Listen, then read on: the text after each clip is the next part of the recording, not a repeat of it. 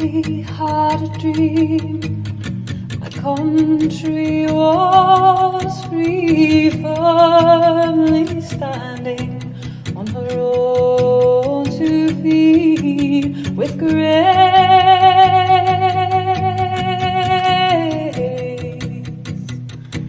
and dignity.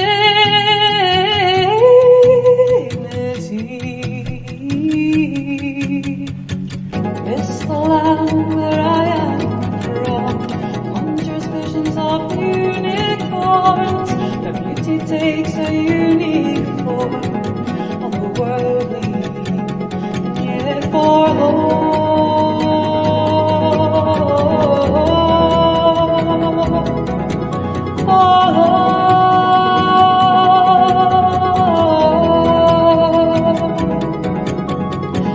she needs at last to come together and to raise her voice. There are ties that must be severed to rise above the noise.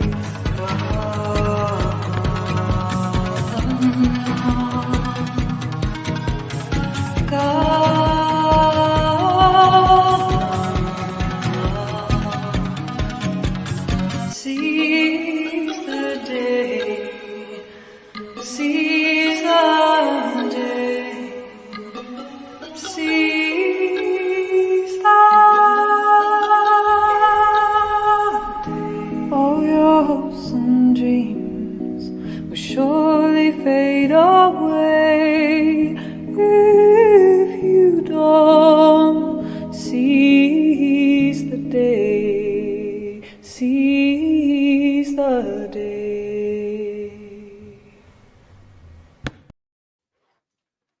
Well, hello everybody. Welcome back to another Matters, our 15th episode with myself, Martin Day, MP for Linlithgow and East Falkirk, and John McNally, MP for Falkirk. It's been a few months since we last did a show live from the bowels of Westminster, but we're here today. And we might have the madness that we've had on a few previous occasions, because we were expecting votes tonight at 10 p.m. And then because of the travel difficulties following the storm, there would be fewer people in Parliament, so they thought votes might be 9 o'clock, and now we think they might come earlier. So John and I may have to get up and run, but just continue watching, continue asking questions, because our guest will be live online. And we also have in the studio with us today Bert McClelland, who's been on before and is also a first-generation Native American. Well, actual American, I suppose, different connotation. But so we should have a very interesting discussion tonight with John Rowley from Counterpoint Messaging. We will just bring John Counterpoint onto the screen. Hello, John. Nice to meet you, and thank you for joining us here tonight. Absolutely. I'm glad you could squeeze us in before some voting. Yes, and it's going to be a very interesting topic. The American elections. It's one of the only world superpower, and we're all very interested in what happens there because it impacts us all over the globe. I should have said at the start there, we introduced the show with a song from Kirsty Heggie, who is one of our local folk musicians, I would describe her as, but she does sort of all sorts of genre music. That's a song that she recorded for the show. And it's just worth saying that our latest album was released at the end or the start of December. She had an album launch in Linlithgow, an album called Aria, which she's done along with acoustic artist John Coletta. And it is an absolutely fantastic album. If anyone wants to look it up and order it online or download it, it's very well worth doing. I've got a copy of the CD and I've been playing it in the car, driving around the constituency. Great selection of tracks, really, really good. So I think it's worth giving her a wee shout out for the support she's given our show on this channel. So we're really pleased to have yourself with us, John. Would you like to tell the public a wee bit about your own background, and then we will start taking questions once the discussion goes as well. So there may be some questions that appear on screen from the audience that are live. And there are already comments coming in, so I'm going to start looking for the questions.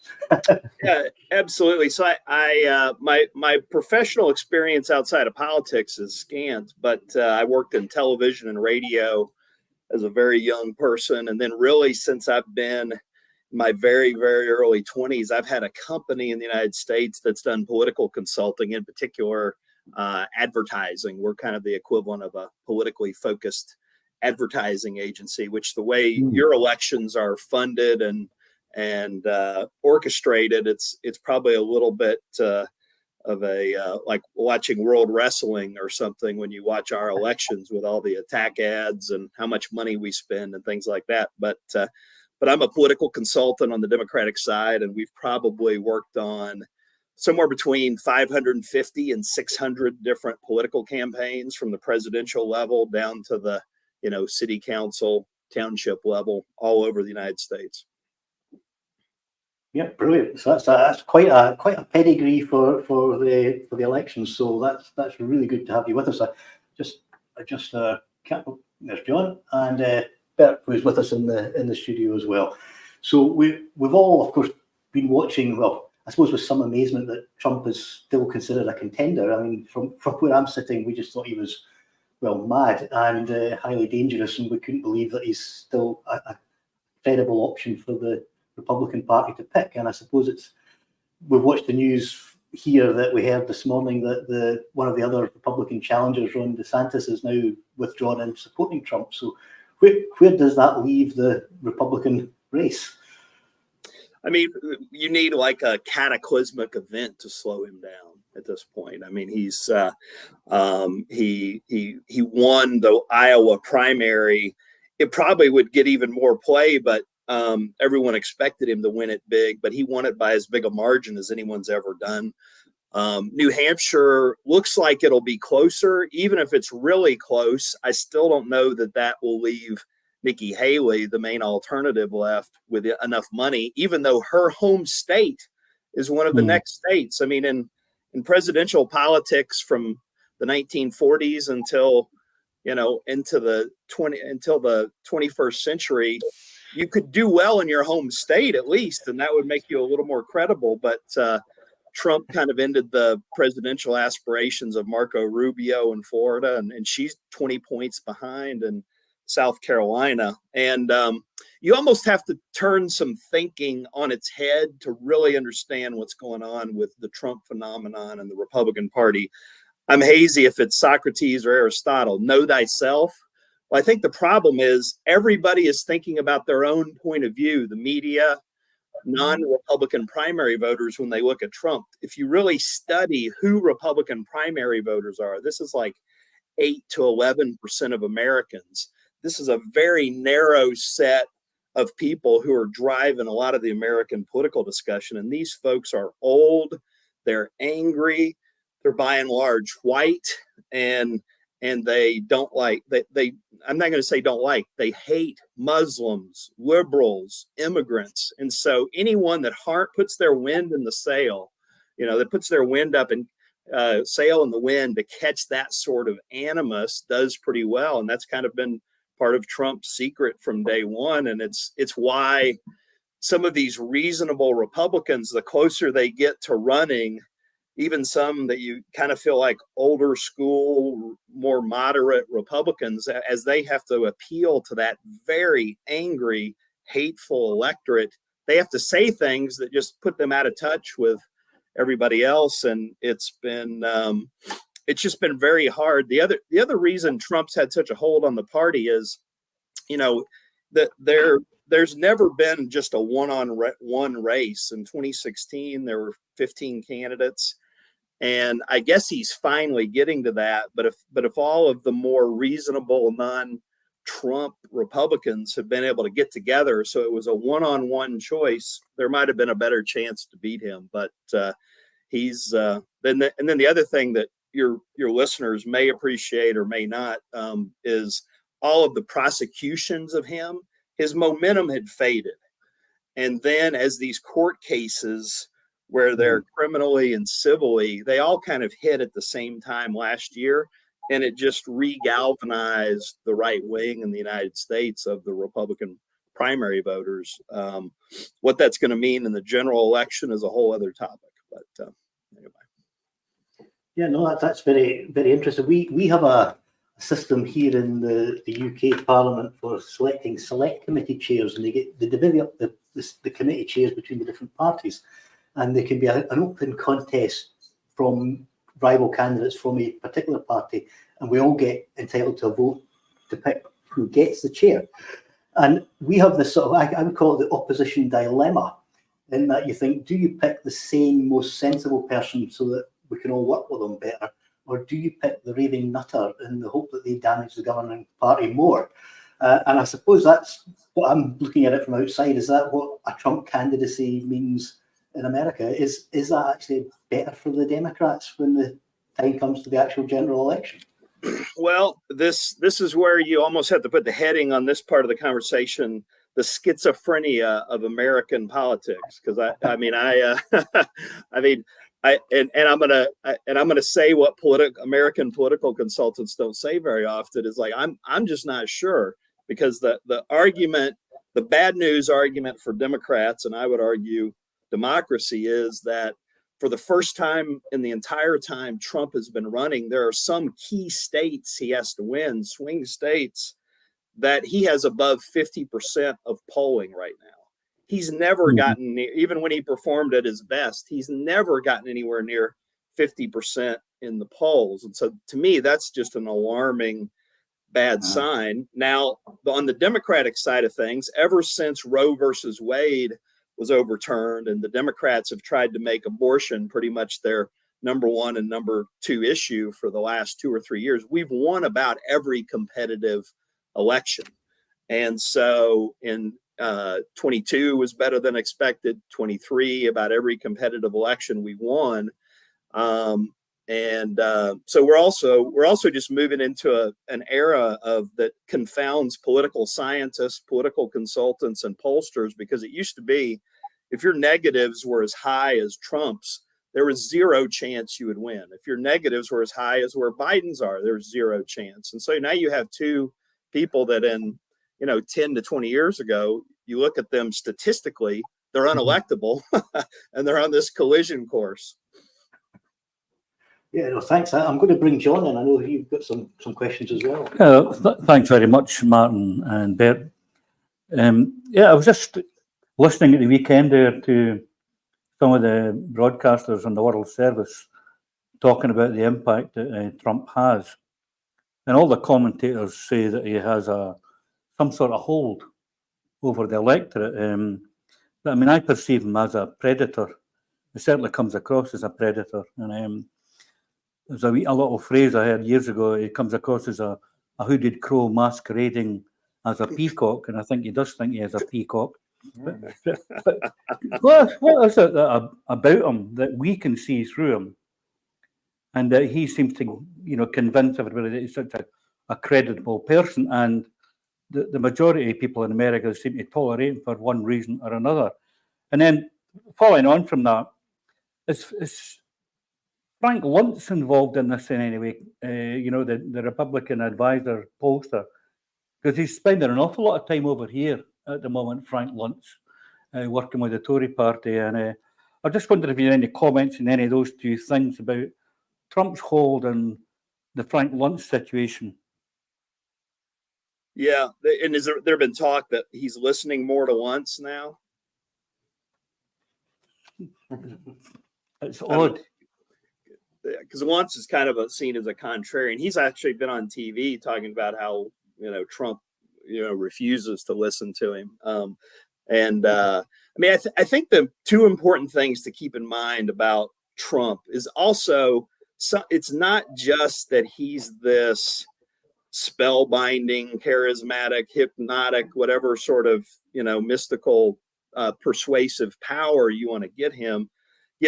Two important things. The reason he's successful and the reason he won in 2016 is, one of the most important things in American politics, and I would imagine in about any country, is, do people feel like things are headed in the right direction or not? And so if people think things are off track, wrong direction, then that's going to be a change environment. It's one of the most elemental things about politics. And no matter what happened in 2016, Hillary Clinton did not represent change. And no matter how much you disliked him, he represented change. And so that water you're flowing in, that headwind or tailwind you have, is so powerful in American politics. So that's now working against the president, Biden, because people still don't think things are going well. So that's now kind of the it's on the other foot.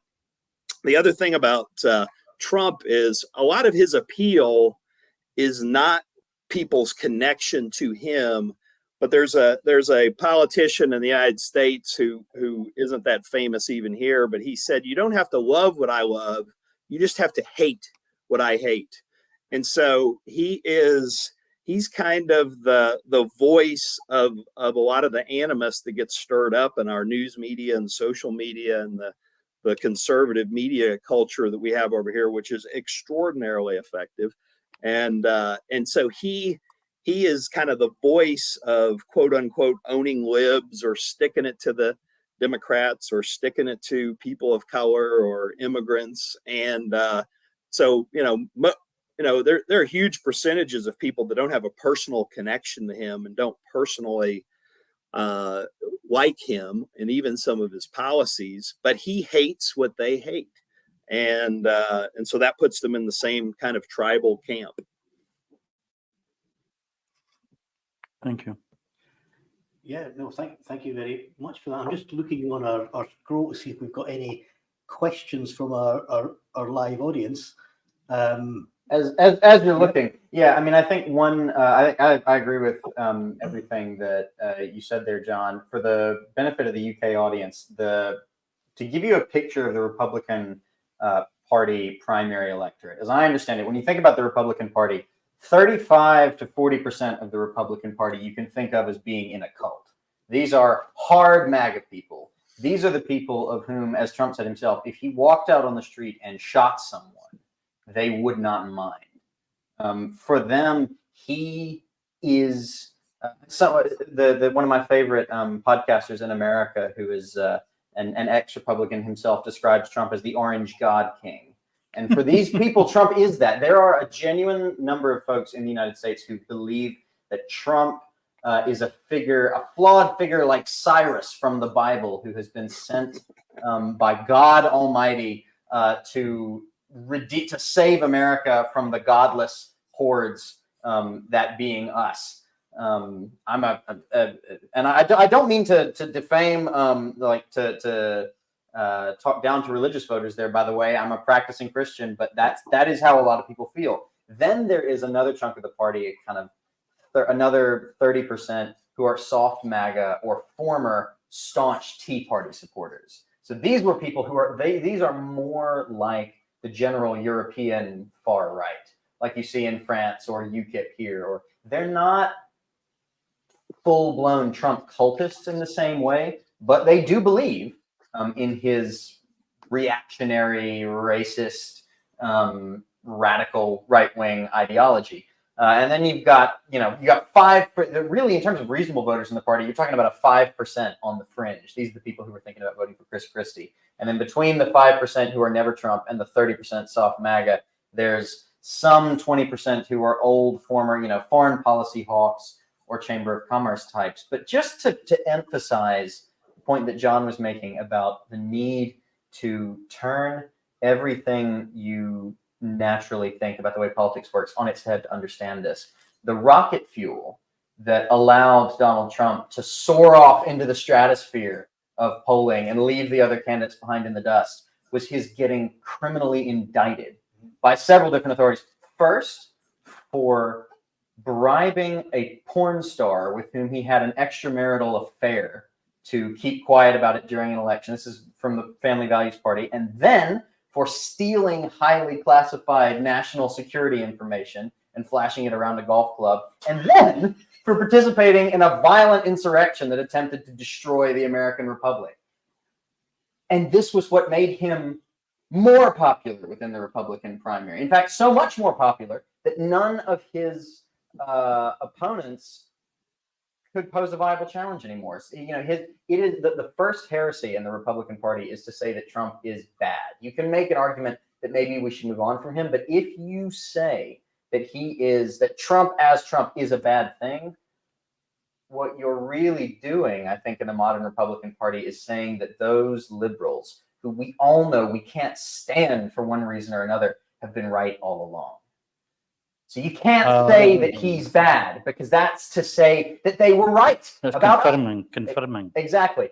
So what that meant was his challengers, wormish cowards that they were, DeSantis and Haley and the rest of them, when they were asked for their response to Donald Trump being indicted, they had to say, "Oh, I think it's a travesty, and I support him." Well, if you think if he is a great former president, as you have to say he was, who's being unjustly persecuted, as you have to say he is, then why on earth should we support you as opposed to him? So one piece of data that kind of complements this conversation is 15 to 20 years ago, there were a third or about 31% of American voters split their ticket, meaning they voted for a Democrat or a Republican somewhere in the ticket. These days, it's down to about 11.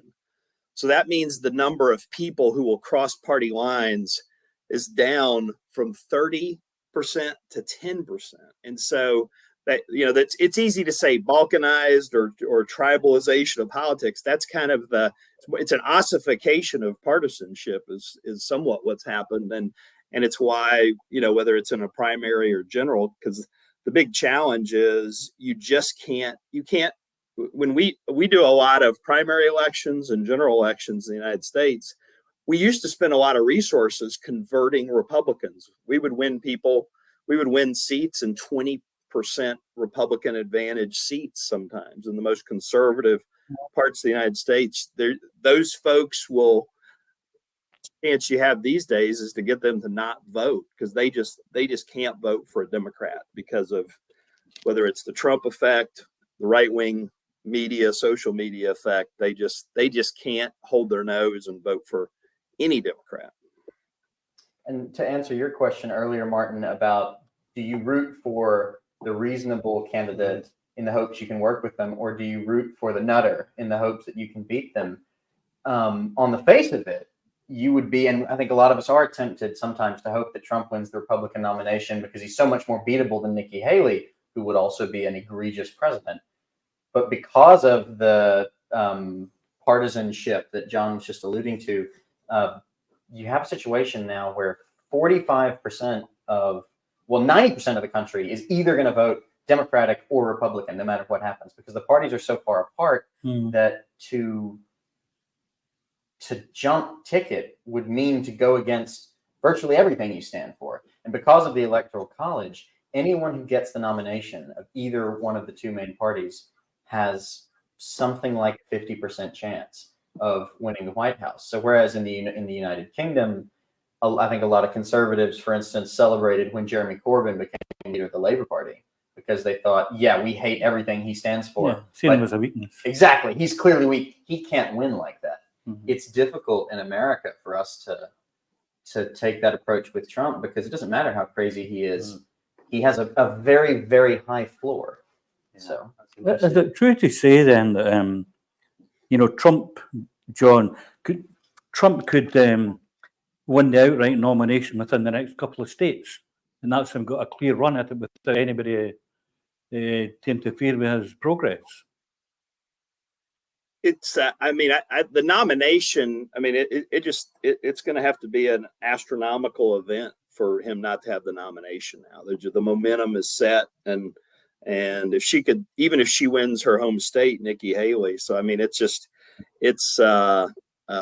that maybe that will be a good part of beating him, that he has that there's a longer run. He's definitely shown some mental lapses recently where he confused Nikki Haley with Pelosi. And, I'm a Democrat, but I'm also frustrated with Democrats too. And I'm kind of a contrarian in the party. I don't know how two guys that are about the same age run against each other, and everybody thinks Biden's too old in the United States, but Trump's not. And so I think a key part of what's got to happen is that he has to just be defined as just unstable. In addition to, I think the other thing that could be interesting in this race is, they're both old and they're both going to have embarrassing things happen because of that. So if we can just break even on that, let's then make it about that he's too unstable. And then the other thing about Trump is there's nobody around him. The problem with being you can call him a lone wolf or you can call him kind of a dictator, But I mean, he's not going to have a team around him. He barely put a government together last time, and it was all with third and fourth string people. And so I think Biden may have an opportunity to run as he's more stable than Trump, and he's got a competent team around him. Whereas Trump, it's just going to be up to his whims and animal instincts. Mm-hmm. To your question, John, about, is it possible that he could sew this up in the next couple of states? Honestly, I think the nomination is Trump's now already. I don't think there's anything short of, in American politics, we sometimes refer to the cheeseburger from heaven that finally takes him out, because Trump has a famously unhealthy diet. He's not a young man. He could die. Cheeseburger from heaven. Yeah, he could die. But have you seen my diet here? He doesn't slow. Arnold Schwarzenegger compared to. But you're saying that, but yet Biden's Secretary of State of Defense was it? I mean, he had some sort of operation in his heart, was it? But he never told the president. Let's not focus on that. Department of Defense. Defense Secretary. Yeah. Doesn't look like the best organization. No, well, we just sort of have to hope that was a one-off. Yeah, I mean, by all accounts, he didn't let the White House found out at around the same time that the rest of us did that he was going under the knife. We've started to get a couple of questions coming in. So just before I take the first question, we've had a comment from Margaret Delaney, who said that no comments are available on YouTube. I can only apologise for that, and we'll try and have a look at that after the show to make sure the next one it works. We had this Margaret. Margot. I am having to read the screen here a wee bit further away than normal. So I'll just take that one off. So first question we've got, I'll just put it up on screen so folk can see it. Daniel Wodge saying, should Biden have replaced Harris for VP? Anyone have a thought on that one, Bert? Do you have any? That's a hot John? topic. Well, I mean, in my judgment, no, because it is there's a couple reasons. I don't think we have much history of Americans voting based on who the vice president has. Mm-hmm. Some of the weakest vice presidents in the history of the country, they've still been on winning tickets, and some of the strongest ones, you could argue, didn't lift up a weak ticket. So I don't know that I think it would have probably caused more harm than good. And so, I mean, there's lots of opinions about how good of a job she's doing. No vice president is usually crushing it. And I also just think the fact that you've got the first African-American and woman, there's no booting her from the ticket. Like, even if she volunteered to go for the good of the party, if she genuinely thought that was it, I think you'd have a huge segment of liberals and women and African-Americans who would always think she was booted. And I think it would create more internal. We already have enthusiasm problems. I think it might create even more. And it's also the old question of, if you replace somebody, whether it's a job in one of your offices at Parliament or on a campaign or in an administration, with who? I mean, I don't know that we had somebody waiting in the wings. Some of the strongest Democrats who probably could have challenged the president are, for a lot of different reasons, it's not perfect timing for them to have challenged him or even kind of jump into the VP sweepstakes. Do y'all have to go for it? We're watching the screens here, and the summing up has started in the debate, but it's the opposition that are speaking just now, and there's a government minister that speaks. So we've probably got at least 15, 20 minutes, I would hope. John may leave slightly earlier. Yeah, because I'm slower than you. We've got a few more questions coming in. Wind-ups have started. Votes shortly is what I'm being told by our whip. So yeah. Just on this vice presidential point, I mean, to give it's a very good question, because Kamala Harris is even less popular than Joe Biden is. But to give you context, the last time a vice president was replaced, a sitting vice president was replaced on a national ticket, was 1944.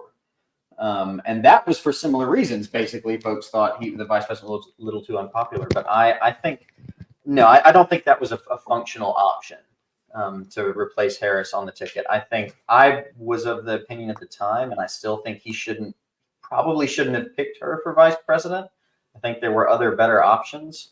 I think she's a bit analogous to Joe Swinson, in UK politics. In that she seemed really good for the benefit of Mr. Rowley. That was the former leader of the Liberal Democrat Party over here. Good night, John. Yeah, I mean, I think she seemed great on paper, and there wasn't quite the political space to discuss some of her potential flaws. So I hear where you're coming from, Margot, but I just that was not a realistic possibility. For history buffs, that was a significant replacement. Henry Wallace was taken off the ticket for Harry Truman, and so. Yeah. So just before we take the next question, I've stuck a comment up on screen I thought Bert might like to see. Paul says it's great to see Bert back on the show. Well, there you go. Oh. Neither John or I get these comments, so that's good that. Well, y'all are never off the show. Well, that's true. Yes. So that's good to know.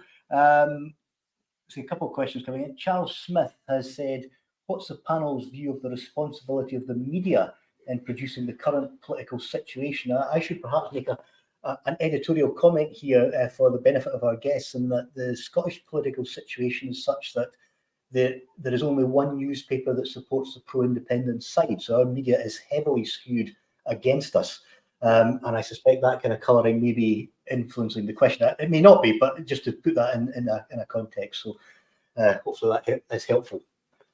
Absolutely. Yeah, I mean, I think the media definitely has a responsibility. I mean, I don't know if there's a partisan angle to that, but I mean, the media they're just weak right now. I mean, they're weakened financially. And so that means the quality of people staying in journalism, and just, a lot of the economics of the news media, at least in terms of quality coverage, is down. I mean, the biggest thing is, in 2016, when Trump ran, they just covered him due to the ratings it was getting. They just gave him a lot of love letter coverage for all of the American conservative angst about, the quote unquote liberal media. I mean, CNN and others Bernie Sanders would be speaking. They'd cut away from him to see an empty podium of a Trump rally about to start. And probably the biggest thing is just the effectiveness of the conservative media echo chamber, which is newspapers, talk radio, Fox News, Newsmax, and honestly, just how rank and file conservatives use social media and email independent of any sort of corporate heading. I mean, all of that, I would put all of that in there as kind of the gumbo mix that really has created a poisonous environment. Yeah. I think particularly when it comes to Trump, I think that much of the media that isn't actively in the tank for Donald Trump now is, at least I imagine behind the scenes, fairly opposed to him. But I think they bear a tremendous amount of responsibility for putting him there in the first place. There have been studies done which suggest that the media, in their coverage in the 2016 presidential election, in the primary and in the general, gave Trump what amounted to something like $1 billion in free advertising by constantly. Yeah, and in a way that wouldn't be possible in a British context, because of the way British media is regulated. You have to give a certain amount of time to all the major candidates who are around. They didn't have to do that at all. They had no interest. Yeah. But also the well-rounded part of it is, I mean, in terms of where we are, no matter how you feel about Barack Obama, he didn't fight the Republicans on appointing a Supreme Court justice. He knew all about the Russian interference with the 2016 election and made a decision not to, blow that up. The FBI opened an investigation, reopened one on Hillary Clinton within the month of the election. So, I mean, there's a lot of like black swan events that led to this black swan presidency, and the media is definitely a culprit, but it's, it was amazing. I was just on the subject of press and sort of social media coverage. There's been a bit of. I was over at the beginning of the year in Bangladesh doing election monitoring on their elections, and it was the physical stuff on polling day that I was looking at. But in advance of going, the Financial Times here in the UK had a very interesting article about the use of deep fakes and AI technology, which was being seen in the Bangladesh elections. and they were predicting that we can expect to see that in India and America and in the UK later in the year. So this is a kind of worrying trend as to how accurately can we believe the comments and clips we see. It's not just the editorial slant that somebody's putting on it. It could be completely and utterly fake, which is a very worrying trend coming into our democracies. Oh yeah, and I mean, even before we got to the era of full-on deepfakes, a fundamental problem or fundamental vulnerability that America had to someone like Trump is that by 2016, there was no longer a broadly accepted arbiter of truth. Like, people didn't trust the media writ large, in many cases for good reasons, because the major outlets in America are all privately owned corporate media. They don't, as was just called to mind by the example of them covering an empty podium of Donald Trump's rather than an actual ongoing speech by another candidate. They are motivated first and foremost by what brings them viewers. It's a long, long time since America had a respectable, genuinely impartial and journalistically dedicated, healthy media system. And at the same time, as the mainstream media has become sensationalist and somewhat untrustworthy, there is this whole other large and powerful right-wing American media ecosystem, which is where the vast majority of Republican primary voters and Republican voters in general go to get their news. So when you wonder, how can these people look at Donald Trump and consider voting for him after everything he's done? And the answer is that they don't know the same Donald Trump that you know, because they're not shown in the media that they consume all the time the same Donald Trump that you've been shown. And a big part of our problem in America, you pointed out in Scotland, there are any number of papers that are opposed to independence, a couple who are neutral, and one that is for. There is a massive and very powerful and very contained right-wing American media ecosystem running from Rupert Murdoch's newspapers up to Fox News, which is the largest cable news network and is, fairly well acknowledged at this point, a right-wing propaganda outlet. And there is no analogous, coherent, left-wing media ecosystem in the same way. So yeah, I think that the media has made America, the media system as it exists in America right now, made us vulnerable to Trump, gave him fuel early on, and then sustains a cultic movement on the Republican Party while it doesn't give the same sort of fuel to counterbalancing forces. Yeah, thanks. I'm just watching what's happening in the chamber. We're still we're now in the minister, so the summing up is about to end and I'm going to have to run. So hopefully I can get back before the end of the show. But in case I don't, John, it's been good speaking to you. We'll still get a bit more questions in before the bells go here and I have to flee. But should I not get back before 9 o'clock, I'm just looking at Bert here. He just has to click that end stream button up the top there. Excellent. To close down the Excellent. And questions can be seen in live. They can be starred as things come up, and it's easy identifying the stars. So we've got a couple of questions here. Excellent. Before I go, and we'll be very grateful for John joining us tonight. We had originally hoped to have a different guest on to speak about the American elections, and we just wanted to pay a brief tribute. And I know Bert had sent some images. I'm just going to find the graphic that we've got, because we'd originally hoped to have Roy Heron on, who was a Democratic Party chair and senator in Tennessee. Unfortunately, Roy died in a tragic accident a few months ago and therefore couldn't be on the show. But we're very grateful for Bert for having arranged this, and we're very grateful for John for stepping in and filling the gap. And I know that you knew Roy, John. Would you like to say any words yourself? Well, Roy was a client of mine for a few decades, and he was just he was a unique public servant. He was, very close to Al Gore and worked in all of Al Gore's campaigns, especially as a young man. And he was a Democrat, and he was a pastor and a politician, a writer and a thinker. And he was just a very unique and a very religious person, but in kind of a New Testament do good and forgive others, as opposed to a hard-edged sort of hateful form of religious politics that takes hold in some places. And he part of how I know Bert is, people around American politics like to help people get ahead and whatnot, and they kind of want to get credit for it but not do anything. And he called me one day and he said, I think so much of this young person. I want you to find an internship for him, and I want to and I'm going to underwrite it. Now, I've had a lot of people try to get me to hire people, thousands of them. I've never had anybody who really wanted to help and mentor somebody. And so that's just the sort of human he was. So. Yeah, no. Yeah. Thanks. Would you like to say anything? Yeah, I mean, everything. I don't know if you knew that story, Bert. That I didn't know that he had offered to underwrite it. I knew that he well, that was the kind of wonderful, loving man that he was. I mean, I first knew Roy because as someone who my mother adored. She was a close friend of his for many decades, and I sort of knew him as that charismatic uncle who you see once every couple of years.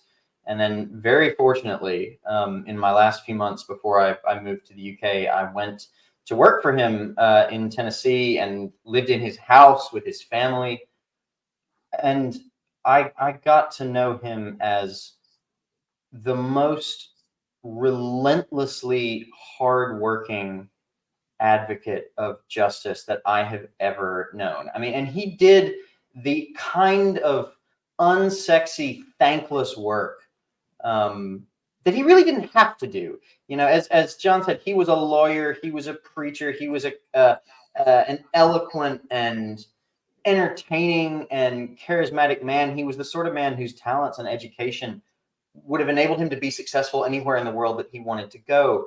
But he chose to dedicate his whole working life to his little corner of Tennessee and then to his state. And even after he had spent decades in the uniquely thankless task of Tennessee Democrat, which you don't get any medals or cable news gigs for, he was still, when I knew him, working in this little town, often pro bono for little folks, just trying to make the world a little bit better, because he was driven by that sense of New Testament mission that John mentions. And I will always be grateful to have known him. And I know that his family and his community and everyone who knew him will feel his loss very greatly. Could use more of him these days over here. So. No, thank you very much. And as I say, we've got a few more questions. It's entertaining on this show because sometimes we end up having the guests take over when we have to flee to go and vote. And it's not the first time this has happened, so we have to give live instruction as we're sitting on air. So I'm just going to show Bert as we do the next question. We can alternate between the live questions, and the latest ones are at the bottom. And there's a comment there. I'll back that up. On there, so we can see when to end. We can star items, and the easiest way is to go to the starred ones to make sure we deal with the ones that actually are questions. And to show them on screen, we just click on here. I'll unstar that and we put it up. So Hashbury Stumble has asked, is there any prospect of an independent candidate running? There are independents and other candidates running. What's your thoughts on their chances? Well, there's an organization that's formally trying to do that, and is trying to put together a Democrat and a Republican to run, called No Labels. I don't see a credible campaign this time, and it's near impossible for the way our system works to just get ballot access in every state.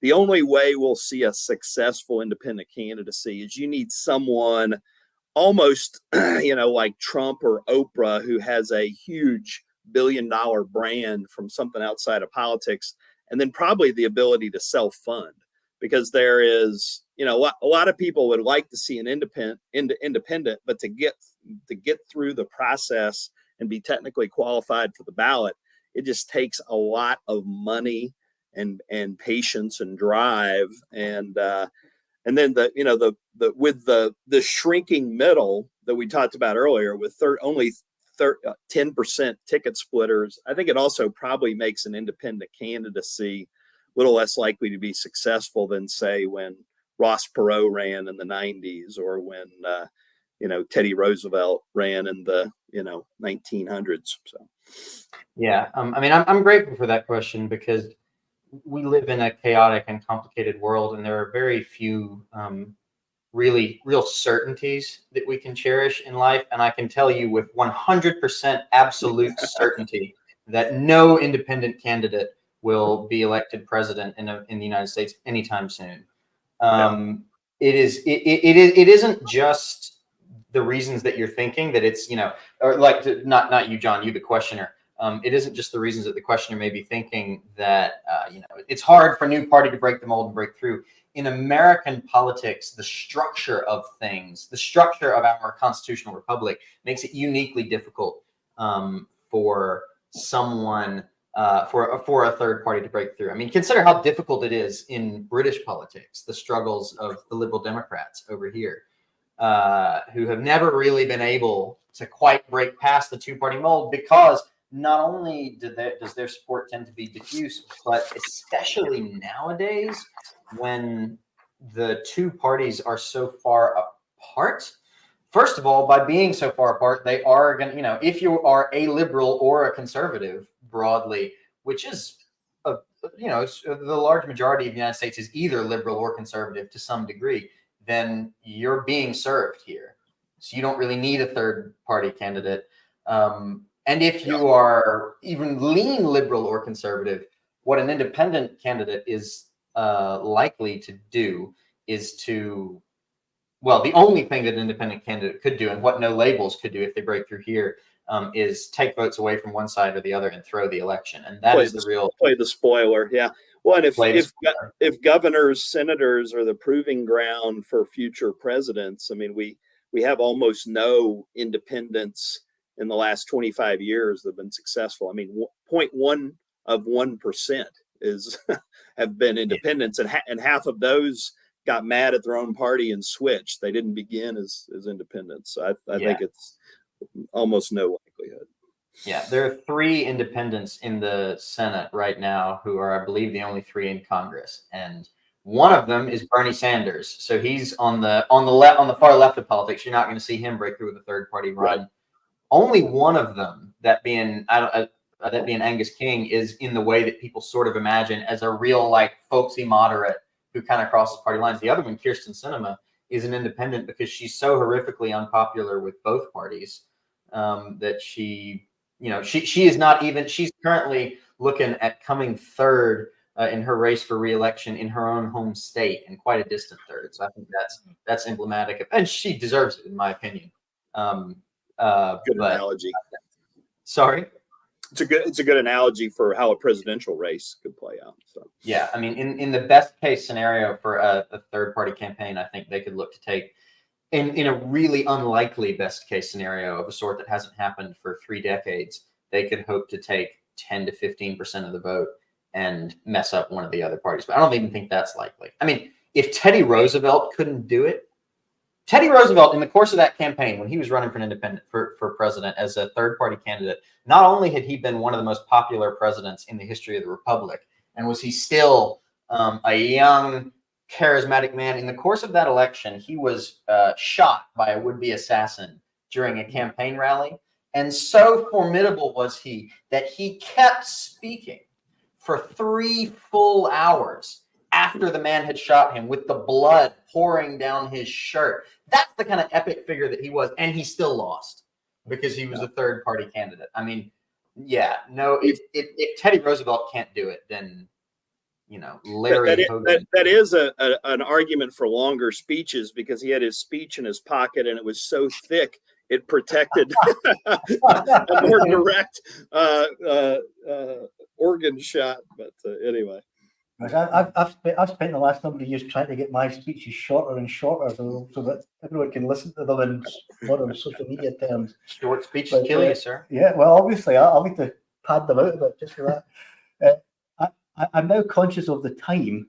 We've got 10 minutes of the show left, which means if the division bell runs and it's 15 minutes for the first vote and then I'd have to vote the second one. I'm not going to get back before the end of the show. We might just get lucky. No, we're not. It's about to ring. So I'm going to hand over to Bert and just say thank you very much, John, for joining John and I tonight.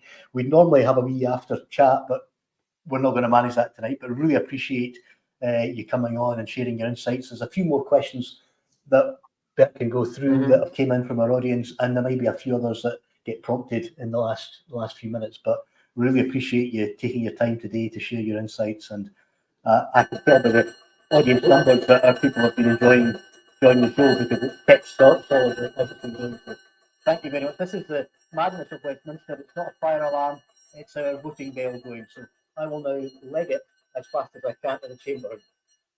No problem. I'll be back as soon as I can. All right. Well, I can see, I'm looking over here. So it's just you and me now, John. Okay. I am looking over here at the some of the starred questions that have been asked, and I apologize. I assume you can hear that horrendous noise going on there. That's kind of exciting. It's like this is live politics happening. So exactly.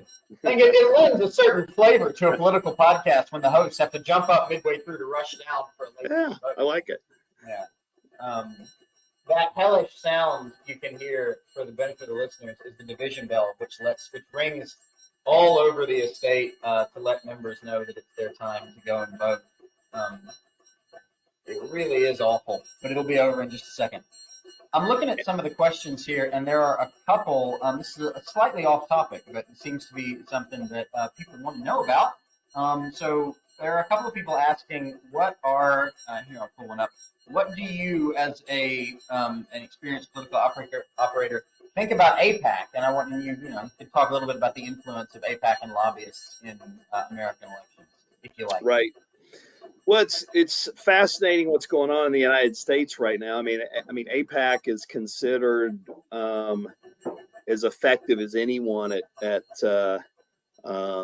getting their message out to policymakers, and it's because they kind of put the time and resources and brain power into doing it. So they're pretty formidable politically. In the United States over the next 3 or 4 months, there's also going to be a number of Democratic primaries where you have some of the what we call the squad, some far left progressives that are very aligned with the Palestinian cause, and AIPAC's going to try to win primaries, and so they've had mixed success in the past, but they have they're incredibly effective with a lot of resources. So I think they will continue to be very effective. I think public opinion has a ways to flesh out, but I think the awareness around kind of the human side of the Palestinian cause in Gaza is there's a lot of awareness, but also there's this strange thing where some on the far left aren't distinguishing between Hamas and kind of more sympathetic humanitarian cause of a rank and file Palestinian. And so it's going to be we haven't seen this before in modern American politics. And so we're going to have some unanticipated consequences of it as well. And it may, there are Muslim groups that have been, and organizations threatening to sit down for President Biden against probably the most anti-Muslim president we've had in the last 100 years in the United States, Trump. So there's going to be a lot of moving chess pieces there. So yeah. I mean, I'm pretty sure that a horrendous and polarizing war in Israel and Gaza was not on President Biden's bingo card for the year. And this, in addition to being an appalling humanitarian crisis, to answer the person's question, I think the longer this goes on, the more problems it creates for Joe Biden. And I'd be interested to hear what you think about this, John. I mean, for his base, he has an incredibly difficult and delicate foreign policy situation to handle. And there are a lot of powerful interests in the United States I mean, like AIPAC, that are keen for him to take take a very strong pro-Israel line. There are also just a lot of voters in the country who feel a lot of deep sympathy with the horrendous deep sympathy for the horrendous trauma that was visited on Israel at the start of this.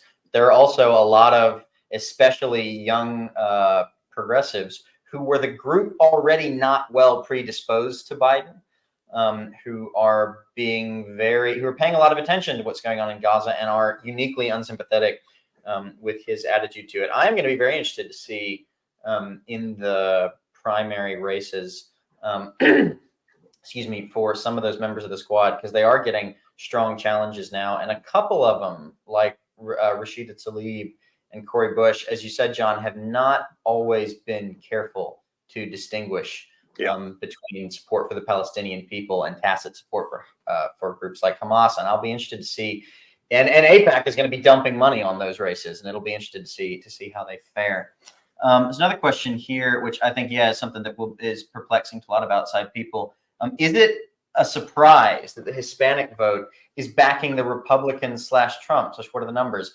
For context, folks, the numbers here, and John may have more up-to-date things than me, but there have been some polls recently suggesting very high support for Trump among Hispanics and others. I do think some of that is inflated by effectively a measure of the right track, wrong track number that John was talking about earlier. But it should be noted that Donald Trump, despite launching his campaign with anti-Mexican bigotry, got a higher share of the votes from Hispanics and from people of color in general in 2020 than I believe any Republican in modern times. So yeah, do you have thoughts about this question?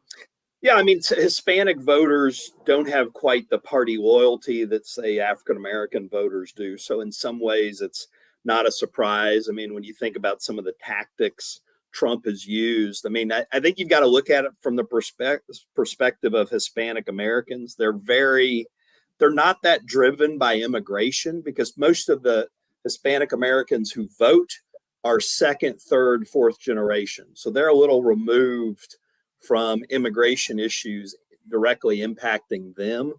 And so they're usually a lot more economically, kind of day in and day out, meat and potatoes, economic messages impact them. It's why, why Trump makes some inroads there. And I think it's a wake up call for Democrats to do a good job. And I think they're doing a lot to, have a strategy unlike any other in terms of engaging Hispanic voters, African-American voters, not to mention younger Black voters, older Black voters, younger Hispanic voters, older Latino voters. So, but to me, it's not surprising. I can see how it would be from afar, given some of the insensitive things Trump has said from day one.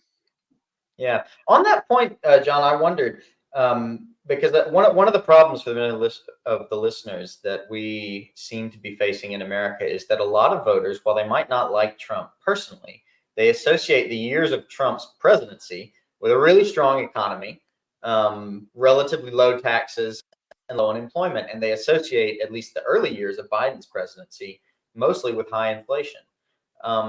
If you were running the Biden reelect campaign right now, well, first of all, what do you think of the Biden reelect campaign's messaging so far? And then if you were running their reelect campaign, what would be the central plank that you would be of your message that you would be pushing? I mean, I know it's a balance between, economy, democracy, abortion, etc. But yeah, what would you be most? Well, I think just getting more aggressive about getting a message out. I mean, I think I'm a little concerned about how late they've gotten into campaign mode. I mean, some of the most vulnerable presidents running for re-election, the summer before, 18 months out, they really began their campaign in earnest. And so I just think using the big microphone of the White House, in addition to their campaign funding and a more of an advertising and campaign techniques that you would use in an electoral campaign, I just feel like they're starting a little late.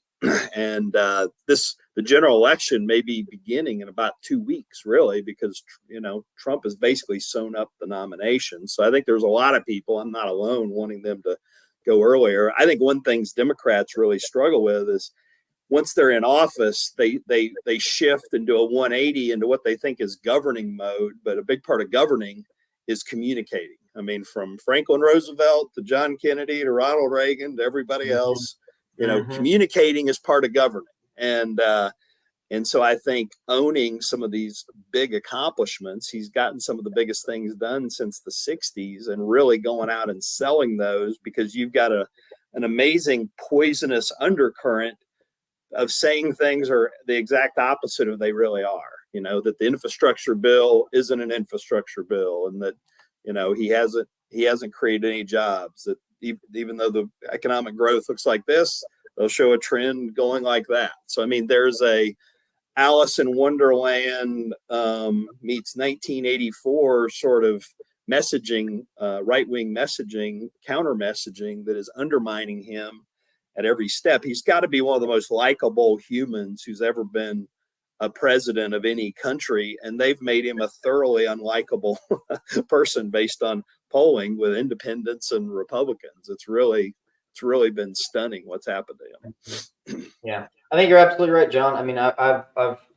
long thought that one of the main problems with the Obama administration, and as you say, Democrats in general, is that we seem to have a disdain for. We seem to feel that communication, that campaigning, that business of keeping people engaged and energized and letting them know how egregious your opponents are, that is distasteful, and that's not really what responsible folks do. And so they, like Obama did, go into technocrat mode as soon as they get in office and allow the other side to define the narrative. Yeah, there's an old saying in American politics that Republicans try to do the wrong things in the right ways. Democrats try to do the right things, but in the wrong ways.